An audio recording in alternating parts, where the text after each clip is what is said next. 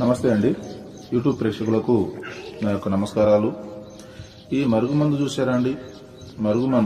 మరుగుమందులో రెండు రకాలు ఉంటాయి. మనకు ఒకటి వచ్చేసి తినే తాగే దాంట్లో పెట్టేది, అంటే అది కడుపుకు పెట్టేది అనమాట.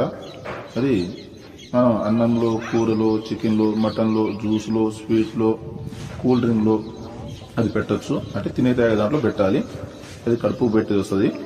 ఇక రెండోది మనకు బట్టలకు, చెప్పులకు, తలకు, వంటికి ఏదో ఒక భాగాన పూసే మరుగుమందు వస్తుంది అనమాట.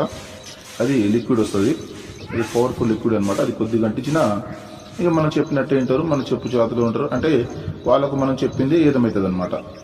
దీంతో పాటు వశీకరణ పూజ కూడా చేస్తానండి.